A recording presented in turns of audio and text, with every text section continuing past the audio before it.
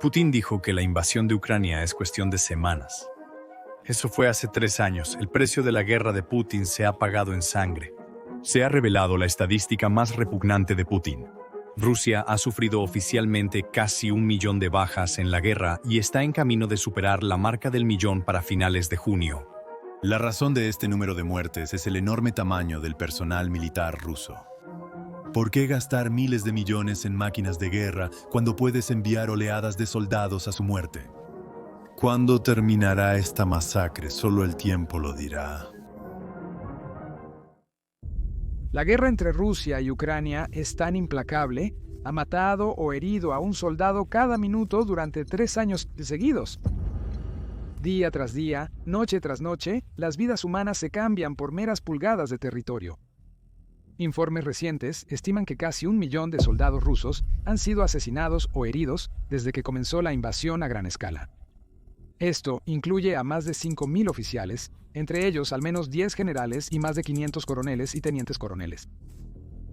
Al inicio de la invasión, aproximadamente 1 de cada 5 bajas rusas confirmadas era un oficial.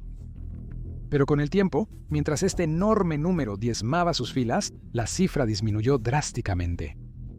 Para la primavera de 2025, los oficiales constituían cerca del 23% de los recién confirmados muertos, no porque las tácticas de comando rusas mejoraron, sino porque al ejército se le agotaban los comandantes experimentados.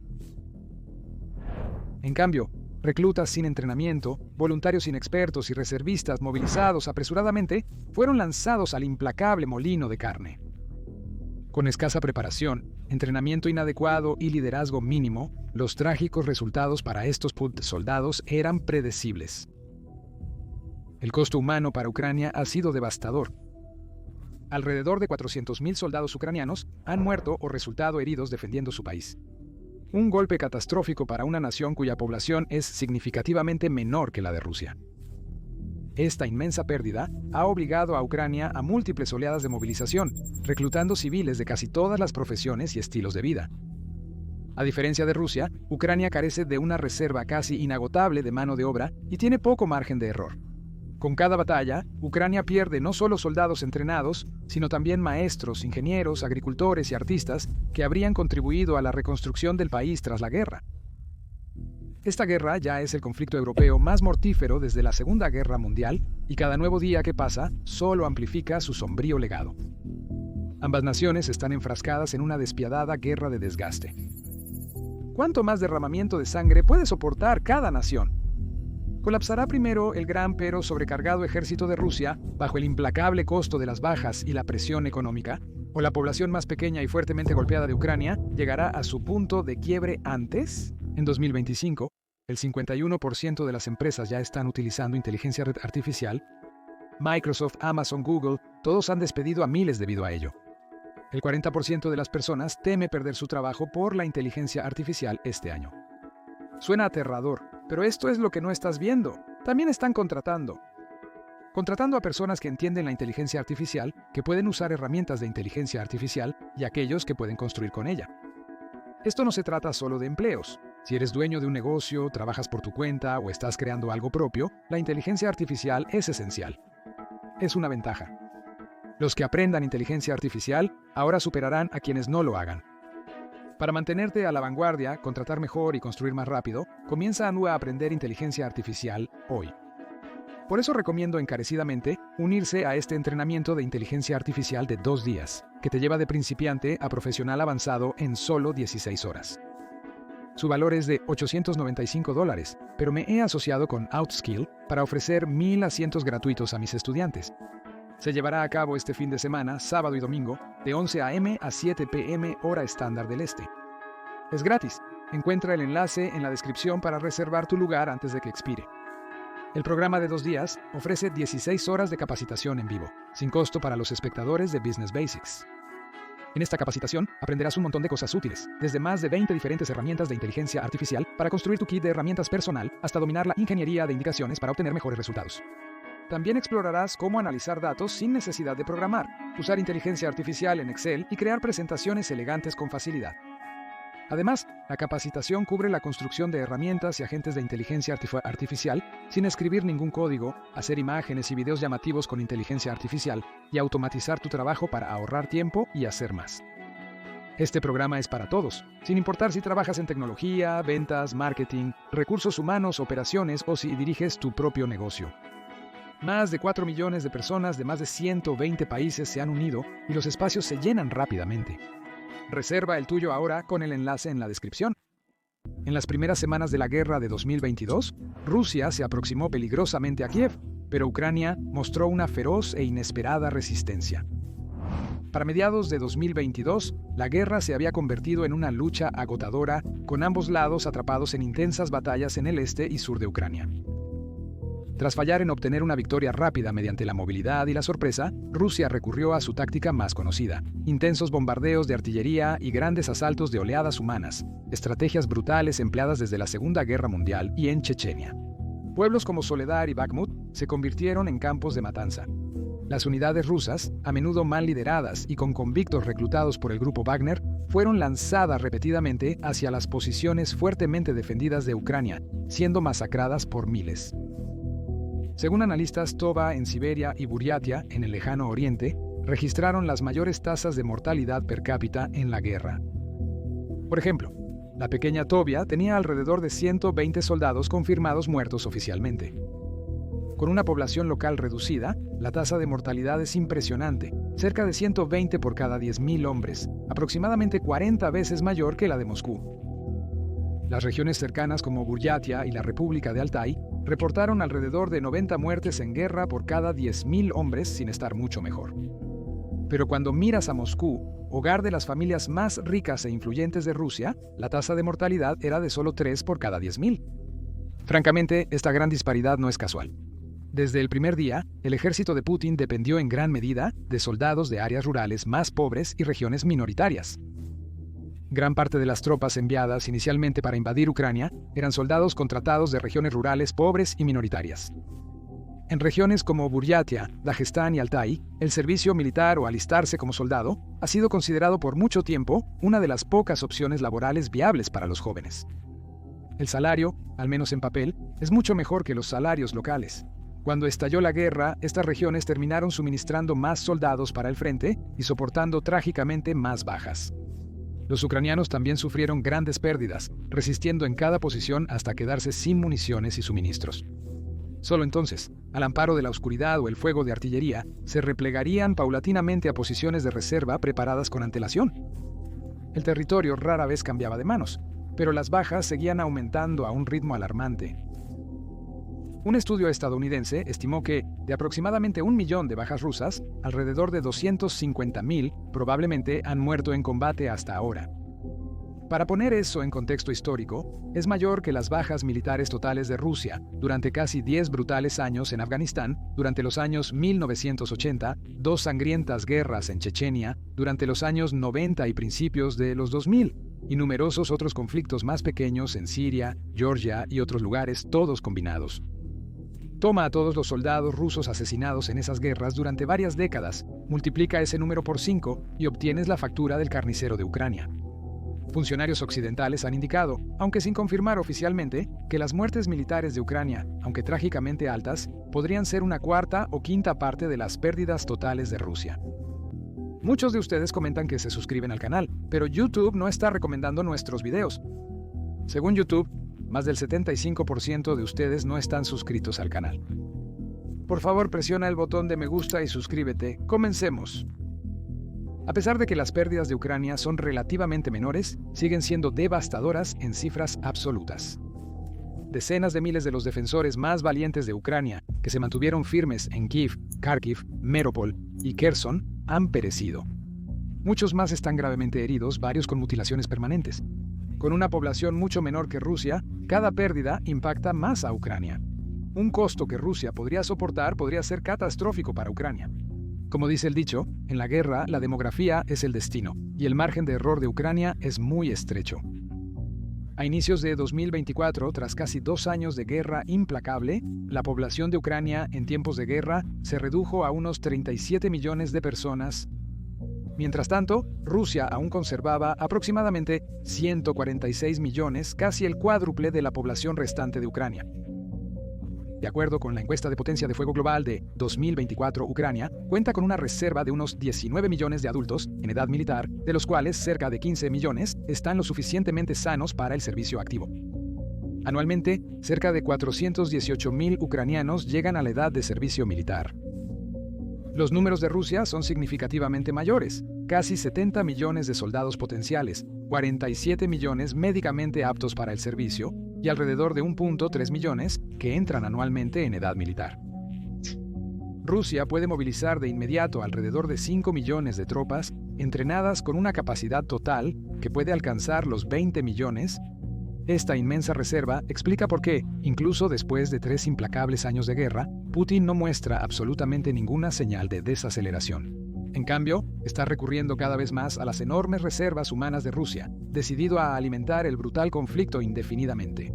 Si perder alrededor de 1.000 soldados rusos diariamente no ha disuadido al Kremlin, hay que preguntarse qué podría hacerlo, quizás la demografía y la sociedad, a pesar de la gran ventaja numérica de Rusia. Con 140 millones de personas en comparación con los 37 millones de Ucrania, Putin arriesga más de lo que cree. Incluso antes de la guerra, la población de Rusia envejecía y disminuía rápidamente debido a las bajas tasas de natalidad y la corta esperanza de vida, especialmente entre los hombres. Ahora, la guerra está acelerando drásticamente ese declive, agotando a decenas de miles de los hombres más jóvenes y saludables de Rusia, enviándolos a tumbas tempranas o devolviéndolos gravemente heridos, incapaces de contribuir plenamente a la sociedad. Cada soldado perdido hoy es un trabajador, un esposo o un padre que estará ausente mañana. La guerra de Putin está provocando un éxodo masivo de la generación más joven de Rusia, en particular de trabajadores y estudiantes educados y capacitados, fundamentales para el futuro crecimiento del país. Desde el inicio de la invasión, especialmente después de la orden de movilización parcial de Putin en septiembre de 2022, más de 700.000 rusos han huido del país. Algunas estimaciones independientes sitúan esta cifra más cerca del millón. La situación demográfica de Ucrania es mucho más grave, pero compararla con Rusia no tiene sentido dado lo que enfrenta actualmente. A diferencia de Rusia, Ucrania no tiene el lujo de elegir cuándo o cómo terminar la guerra. Los ucranianos no solo luchan una guerra, sino por la supervivencia de su nación. Si pierden, lo pierden todo. El país como lo conocemos podría dejar de existir. Explica por qué los ucranianos siguen luchando tan ferozmente a pesar del alto costo. Hoy, casi todos los ucranianos de Donetsk a Lviv conocen a alguien herido o asesinado. La guerra ha afectado a todos, sin importar edad o género. Sin embargo, si Ucrania logra ganar, tendrán la oportunidad de reconstruir su nación, aunque signifique empezar desde cero. El problema sin solución actual es que Ucrania ya ha realizado varias movilizaciones desde el inicio de la guerra en 2022. A pesar de que millones de ucranianos continúan dispuestos a defender sus hogares, la cantidad de combatientes hábiles y experimentados no es infinita. Para 2024, Ucrania se vio obligada a movilizar voluntarios mayores, hombres de 40 y 50 años, que normalmente no serían considerados material de primera línea. El ejército profesional, los veteranos que resistieron valientemente la invasión inicial de Rusia en 2022, estaba mayormente diezmado o gravemente agotado. Durante 2023, sus filas se reponían gradualmente con reclutas más nuevos y menos experimentados, motivados por el patriotismo, pero inevitablemente con menor nivel de preparación para el combate. A inicios de 2025, una nueva iteración del ejército ucraniano, Combate, curtida en batalla pero desgastada por un combate interminable e implacable. Su resiliencia ha ganado la admiración global, pero hasta las fuerzas más fuertes tienen límites. Esta feroz resiliencia ucraniana es exactamente por qué Rusia recurrió a atacar directamente a la población civil de Ucrania y su infraestructura crítica. Desde finales de 2022, Rusia lanzó múltiples ataques con misiles y drones contra la infraestructura civil de Ucrania, incluyendo redes eléctricas, transformadores, servicios públicos, puentes, carreteras, vías férreas e incluso perforando la cúpula de contención de la planta nuclear de Chernobyl. Con estos ataques, Putin tenía un solo objetivo: hacer sufrir tanto a los ucranianos comunes que su moral se desmoronaría, rompiendo su espíritu de resistencia. Por un tiempo, se puso muy mal, sobre todo en el invierno del 22-23. Millones de ucranianos pasaron semanas sin electricidad, calefacción ni agua corriente. En el peor momento, más de 10 millones de ucranianos, casi un cuarto de la población antes de la guerra, quedaron a oscuras tras masivos ataques con misiles rusos. Los hospitales lucharon para mantener funcionando el equipo vital con generadores de respaldo. Hubo reportes desgarradores de personas que enfermaron o murieron por el frío, accidentes y la interrupción de servicios esenciales. Sin embargo, a pesar de todo esto, de alguna manera el espíritu de Ucrania no se rompió. Si acaso, se volvieron aún más fuertes. Los trabajadores de noticias repararon estaciones de energía casi tan rápido como Rusia las atacaba, trabajando 24/7. La gente compartía con sus vecinos el escaso calor, energía y comida que poseía. No obstante, el implacable ataque ruso a zonas civiles tuvo horribles consecuencias. Según la Organización de las Naciones Unidas, desde el inicio de la invasión a gran escala, se han confirmado más de 12.300 muertes de civiles ucranianos, incluyendo al menos 650 niños. Lo que es aún más perturbador es que la Organización de las Naciones Unidas admite abiertamente que estas cifras apenas rascan la superficie. La cantidad real de inocentes asesinados es indudablemente superior. Algunos eventos, como el asedio de Mariupol, son particularmente horribles. El bombardeo ruso destruyó sistemáticamente gran parte de la ciudad. Las familias pasaron días atrapadas en oscuros sótanos, temblando con escasa comida y agua mientras las bombas caían incesantemente sobre ellos. El alcalde de Mariupol estimó que alrededor de 21.000 civiles fueron asesinados cuando finalmente terminó. Una cifra inimaginable para una sola ciudad en tan poco tiempo. Fue tan malo que se tuvieron que cavar rápidamente fosas comunes en los patios porque los cementerios enteros se quedaron sin espacio. Luego está Bucha, un pueblo a las afueras de Kiev, donde las tropas rusas en retirada dejaron calles llenas de cuerpos de civiles que habían sido ejecutados. Además, la crisis de desplazamiento. Según la Agencia de Refugiados de la Organización de las Naciones Unidas, unos 10.6 millones de ucranianos, casi un cuarto de la población previa a la guerra, han sido forzados a dejar sus hogares. Millones viven en el extranjero en Polonia, Alemania y otros lugares de Europa, intentando reconstruir una vida normal, anhelando el día en que puedan regresar a casa de manera segura. Y por último, están las bajas silenciosas e invisibles. La medicina de campo de batalla moderna salva a muchos más soldados heridos que en el pasado, aunque la mayoría no lo menciona. Aunque esto es positivo, también implica que decenas de miles de ucranianos ahora enfrentan lesiones que cambiarán sus vidas. Para mediados de 2023, apenas un año y medio tras el inicio de la Gran Guerra, entre 20.000 y 50.000 ucranianos perdieron al menos una extremidad por heridas de batalla. Para ponerlo en perspectiva, esa cifra es similar al total de amputados que Gran Bretaña o Alemania tuvieron durante los 4 brutales años de la Primera Guerra Mundial, y cabe destacar que esta estimación no incluye los intensos combates ocurridos desde mediados de 2023. Dada la implacable guerra desde entonces, el número actual de amputados ucranianos es muy probablemente mucho mayor.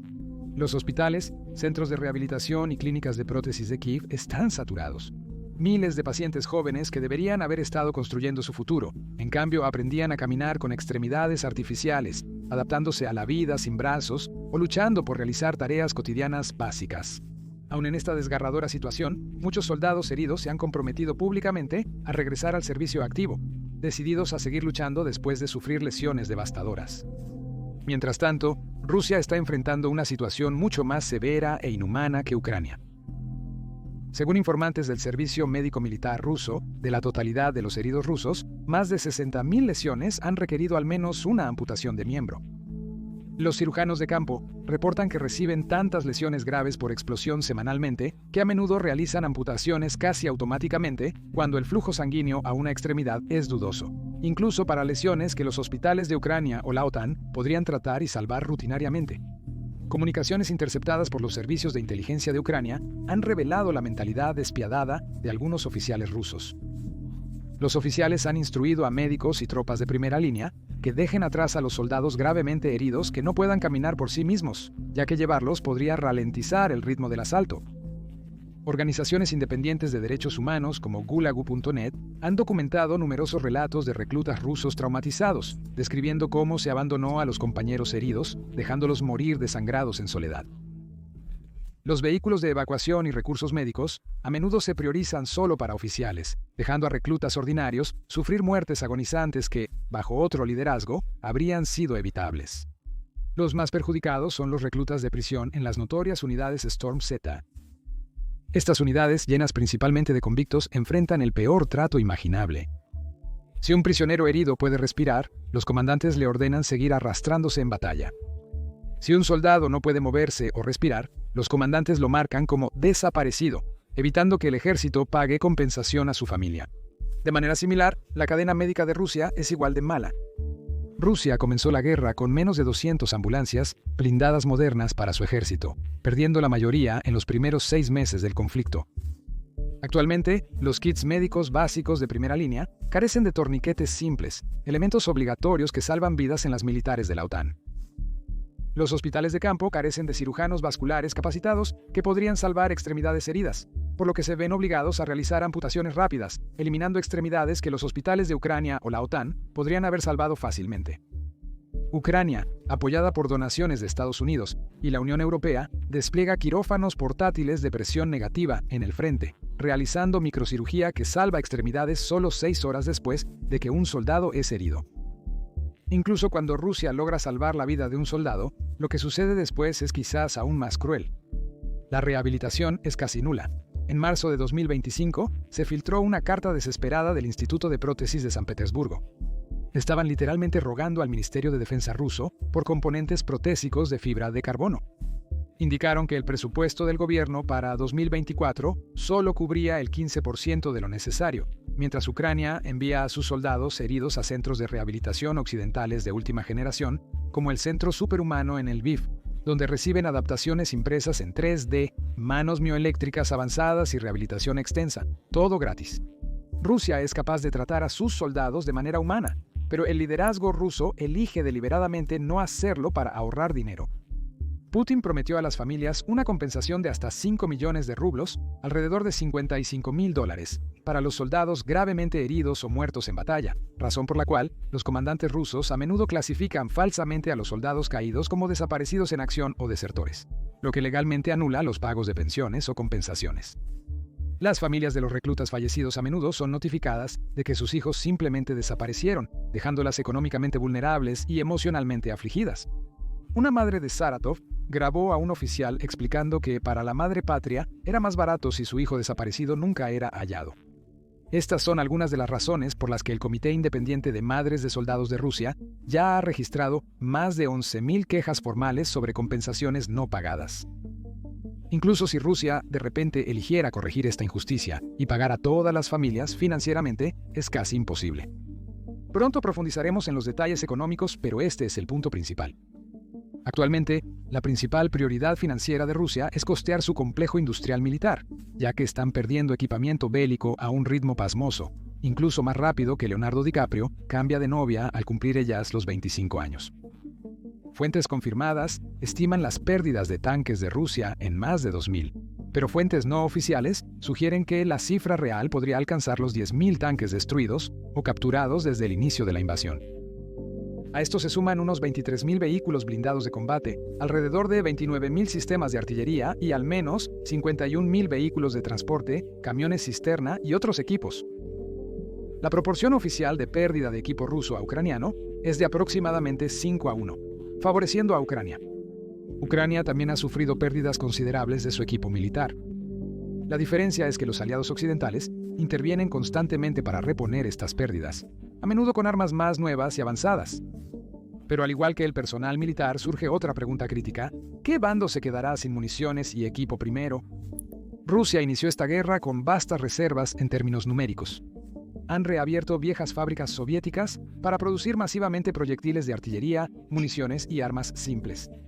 No obstante, las severas sanciones internacionales están sofocando el acceso de Rusia a componentes de alta tecnología vitales para misiles guiados de precisión, drones avanzados y electrónica sofisticada. Ucrania depende casi por completo de la munición, combustible y equipo militar de alta gama suministrados por Occidente, una dependencia que podría volverse problemática si el apoyo político en los países occidentales se debilita. Las máquinas de guerra de los dos bandos enfrentan una gran presión. Rusia batalla por conservar su autosuficiencia bajo duras sanciones, mientras Ucrania afronta el peligro permanente de perder o ver reducido el respaldo occidental, su tabla de salvación. La guerra entre Rusia y Ucrania se está decidiendo por quién puede mantener sus cadenas de suministro globales en funcionamiento y sus alianzas fuertes, a diferencia de la Primera Guerra Mundial, que fue ganada por aquellos con más fábricas, minas de carbón y acerías. No se trata solo de quién tiene más armas, sino de quién puede reemplazarlas de manera más rápida, mejor y por más tiempo de forma confiable. Ahora, hablemos de economía. Rusia ha invertido enormes sumas para mantener operativa su maquinaria bélica. Para el 2024, el gasto militar de Rusia se disparó a alrededor del 6.7% de su Producto Interno Bruto total. Esa cantidad de dinero es asombrosa, la más alta desde el pico de los gastos de la Unión Soviética durante la Guerra Fría. La mayoría del presupuesto se ha destinado a fabricar nuevos misiles y tanques para reemplazar los destruidos por Ucrania, alimentar a miles de soldados, contratar mercenarios, realizar campañas de propaganda y mantener la maquinaria necesaria para continuar el conflicto. Cada rublo gastado en la guerra es uno menos que Rusia puede destinar a escuelas, hospitales, carreteras u otra infraestructura civil esencial. La sociedad rusa comienza a sentir la tensión, con protestas surgiendo en todas partes. Bajo el régimen autoritario de Putin, el Kremlin ha logrado, por ahora, prevenir un colapso económico total y contener el descontento público. Han logrado esto parcialmente movilizando solo un segmento de la sociedad, como las minorías étnicas pobres y las regiones remotas, para los reclutas, evitando así a las familias más ricas e influyentes políticamente en Moscú o San Petersburgo de los peores impactos de la guerra. Otro motivo clave por el que la economía rusa no ha colapsado totalmente es el flujo continuo de ingresos que sigue recibiendo por la venta de su petróleo y gas. Desde que empezó la guerra, el petróleo y el gas han constituido más de la mitad del presupuesto federal ruso. En 2024, la cifra llegó a casi el 60%. Debido a las sanciones impuestas tras la invasión, Rusia se volcó hacia el este al dejar los países occidentales de comprar su petróleo. China e India fueron los principales compradores. A inicios de 2024, Rusia se convirtió en el principal proveedor de petróleo de India, suministrando casi el 40% de todas las importaciones de crudo, un aumento drástico desde menos del 2% antes de la guerra. China también ha incrementado su compra de crudo ruso. A inicios de 2025, China importaba más de 2 millones de barriles de petróleo ruso al día, casi el doble de los niveles anteriores a la guerra. Las enormes ventas han permitido a Rusia mantener su economía a flote, a pesar del aislamiento de los mercados globales y las prohibiciones comerciales con la mayoría de los países occidentales.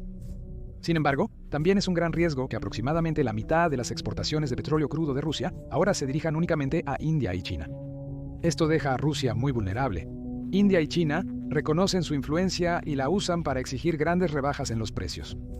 Rusia a menudo vende su petróleo unos $30 por debajo del precio internacional del mercado. Según Bloomberg, en 2025 estos descuentos forzados le cuestan a Rusia decenas de miles de millones de dólares anuales, dinero que necesita urgentemente para financiar su guerra. Sin embargo, Rusia no puede darse el lujo de perder a estos clientes, por lo que los descuentos son inevitables. India ha sugerido disminuir su dependencia del petróleo ruso al reanudar negociaciones con proveedores de Medio Oriente para diversificar sus fuentes. Mientras tanto, la economía china ha sido inestable por problemas financieros persistentes, debilitamiento industrial y menor demanda del consumidor, haciendo incierto si seguirá comprando grandes cantidades de petróleo ruso con descuento indefinidamente. Volver a vender petróleo y gas a Europa u otros países occidentales realmente ya no es una opción. En 2025, las exportaciones de gasoductos a la Unión Europea cayeron más del 80% en comparación con antes de la guerra. Europa ha cambiado al gas natural licuado de los Estados Unidos, Qatar y otros lugares, eliminando permanentemente a Rusia de su mercado energético más rentable. En febrero de 2025, el G7 y la Unión Europea impusieron más sanciones a productos petroleros refinados rusos como el diésel y el combustible para aviones, dificultando que Rusia encuentre compradores. El sector de refinación de Rusia ha visto una drástica reducción en los márgenes debido al acceso limitado al mercado y mayores costos de envío y seguro. Según Bloomberg, en marzo de 2025, los ingresos de Rusia por combustibles fósiles cayeron un 40% desde antes de la guerra, generando grandes tensiones en el presupuesto del Kremlin. A nivel interno, la economía de Rusia también está luchando. A inicios de 2025, la inflación rondaba el 12% y el valor del rublo era muy inestable. Para combatir la inflación y apoyar su moneda, el Banco Central de Rusia aumentó repetidamente las tasas de interés durante 2024, llegando a casi el 15%. Las altas tasas de interés perjudicaron gravemente la inversión empresarial y el gasto del consumidor. Según cifras oficiales, la economía rusa se contrajo un 3.5% en 2024, pero economistas privados creen que el daño real es mucho mayor. Mientras tanto, es evidente que la economía de Ucrania está totalmente devastada. En 2022, durante los primeros meses de la invasión, el Producto Interno Bruto de Ucrania cayó cerca del 30%. El país evitó un colapso económico total gracias a enormes cantidades de ayuda internacional y una gran capacidad de adaptación. Las empresas se mudaron velozmente hacia el oeste, lejos de las áreas de conflicto. A pesar de las tierras minadas o bombardeadas, los agricultores seguían plantando. Las fábricas pasaron rápidamente de producir bienes civiles a fabricar drones, armaduras y otro equipo militar crucial. Todo esto evitó un colapso total, pero hasta el día de hoy el país sigue dependiendo de apoyo financiero para sobrevivir. Los aliados de Ucrania, incluyendo Estados Unidos, la Unión Europea, el Reino Unido, Canadá y Japón, siguen enviando miles de millones de dólares anualmente. Según datos oficiales, para finales de 2024, alrededor del 50% del presupuesto total del gobierno de Ucrania provenía directamente de la ayuda externa. Este dinero cubre gastos vitales como sueldos militares, pensiones, servicios sociales, hospitales y reparaciones urgentes de infraestructura dañada.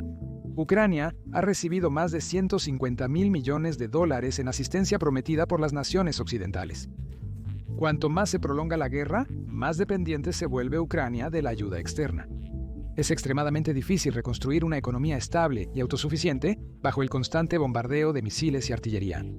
Rusia no da señales de detenerse pronto, y la guerra podría prolongarse fácilmente otros 2 años, quizás incluso 5 o 10. Hemos presenciado brutales guerras de desgaste similares como la guerra Irán-Irak en los 80.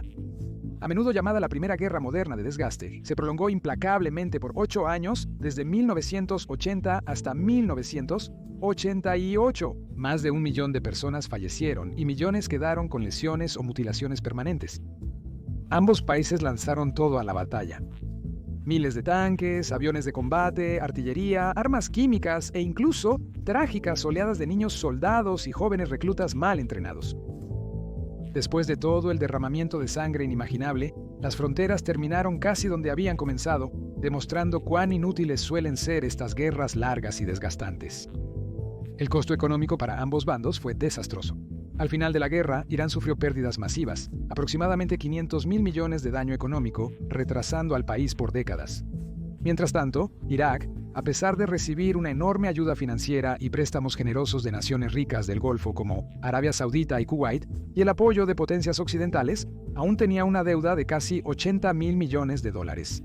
Esa aplastante carga financiera desestabilizó severamente la economía de Irak y contribuyó directamente a la imprudente decisión de Saddam Hussein de invadir Kuwait en 1990, desencadenando otro devastador y destructivo conflicto, la Guerra del Golfo. Pero el conflicto actual entre Rusia y Ucrania conlleva riesgos aún más peligrosos e impredecibles. A diferencia de Irán e Irak, Rusia es una superpotencia con armas nucleares. Esto implica que si Vladimir Putin se sintiera acorralado y desesperado, sin salida, incluso unos pocos ataques nucleares podrían terminar instantáneamente la guerra convencional. Pero si Rusia tomara esa catastrófica decisión, se condenaría a sí misma, enfrentando instantáneamente un aislamiento absoluto y una devastadora represalia internacional. En resumen, la escalada nuclear es aterradoramente posible, pero también es esencialmente suicida. Además de la amenaza nuclear, la guerra en Ucrania se intensifica rápidamente, defendiendo más que su propio territorio. En cambio, está llevando la lucha directamente a Rusia. En el último año, Ucrania ha aumentado los ataques con drones, sabotajes y ataques selectivos en territorio ruso. En junio de 2025, drones ucranianos destruyeron varios bombarderos estratégicos rusos en un ataque audaz, los mismos aviones que Rusia usa para lanzar misiles de crucero a ciudades ucranianas. Con drones que valen solo unos cientos de miles de dólares, Ucrania logró infligir un daño estimado de 7.000 millones de dólares a Rusia. A pesar de sus logros y pequeñas victorias, ninguna de las partes está cerca de alcanzar sus objetivos originales. Rusia no ha logrado vencer decisivamente a Ucrania ni romper la voluntad de su pueblo de resistir. Mientras tanto, Ucrania, incluso con una valentía increíble y un amplio apoyo occidental, aún no ha logrado recuperar grandes partes de su territorio ocupado. Las conversaciones de paz han comenzado repetidamente, se han estancado y finalmente se han desmoronado, a menudo eclipsadas por nuevas ofensas y atrocidades contra civiles, lo que hace que cada lado esté más decidido a seguir luchando.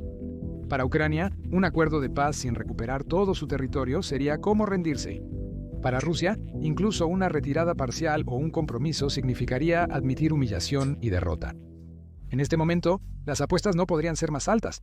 Toda la arquitectura de seguridad de Europa, el principio internacional fundamental de que un país no puede simplemente invadir a otro y apoderarse de su territorio, y sobre todo, las vidas y futuros de decenas de millones de personas están en juego. Quizás nuevas armas revolucionarias o estrategias de campo de batalla innovadoras podrían inclinar la balanza. Quizás la creciente presión internacional o el descontento y la inestabilidad interna dentro de la misma Rusia podrían eventualmente obligar a Putin a replantear su estrategia. O tal vez, trágicamente, esta guerra simplemente continuará avanzando implacablemente, consumiendo más vidas, agotando más recursos y destruyendo más familias hasta que un lado finalmente se quiebre bajo el peso insoportable de las pérdidas humanas y económicas. Hasta que ese momento llegue, sin importar cuándo ni qué tan lejos esté, los millones de ucranianos y rusos comunes atrapados en medio deben soportar el sufrimiento, lamentar a los que han perdido y aferrarse a cualquier esperanza frágil que puedan mantener. Gracias por ver.